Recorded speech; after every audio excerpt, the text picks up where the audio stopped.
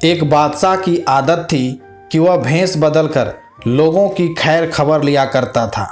एक दिन अपने वजीर के साथ गुजरते हुए शहर के किनारे पर पहुंचा तो देखा एक आदमी गिरा पड़ा है। बादशाह ने उसको हिलाकर देखा तो वह मर चुका था। लोग उसके पास से गुजर रहे थे। बादशाह ने लोगों को आवाज़ दी, लेकिन कोई भी उसके नज़दीक नहीं आया, क्योंकि लोग बादशाह को पहचान ना सके। बादशाह ने वहाँ रह रहे लोगों से पूछा, क्या बात है, इसको किसी ने क्यों नहीं उठाया? लोगों ने कहा, यह बहुत बुरा और गुनहगार इंसान है। बादशाह ने कहा, क्या ये इंसान नहीं है? और उस आदमी की लाश उठाकर उसके घर पहुंचा दी और उसकी पत्नी को लोगों के रवैये के बारे में बताया।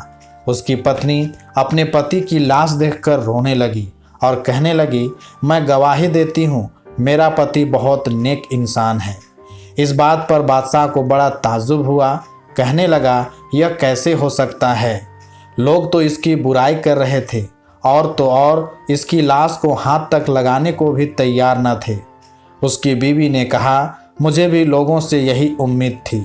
दरअसल हकीकत यह है कि मेरा पति हर रोज़ शहर के शराब खाने में जाता, शराब खरीदता और घर लाकर नालियों में डाल देता और कहता कि चलो कुछ तो गुनाहों का बोझ इंसानों से हल्का हुआ।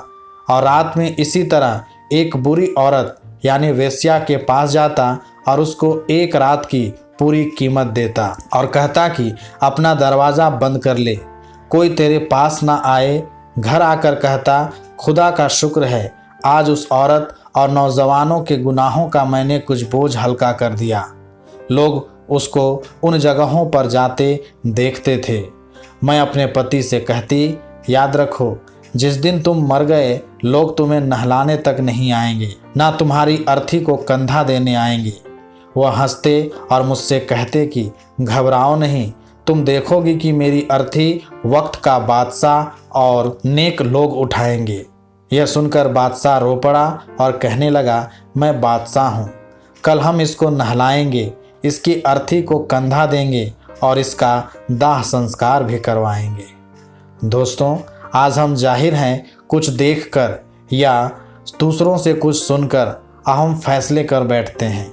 अगर हम दूसरों के दिलों के भेद जान जाएं तो हमारी ज़बानें गूंगी हो जाएं।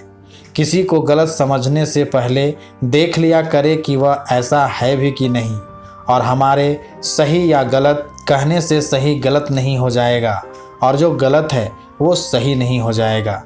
हम दूसरों के बारे में फैसला करने में महज अपना वक्त जाया कर रहे हैं। बेहतर ये है कि अपना कीमती वक्त किसी की बुराई करने के बजाय अच्छी सोच के साथ परोपकार में लगाएं।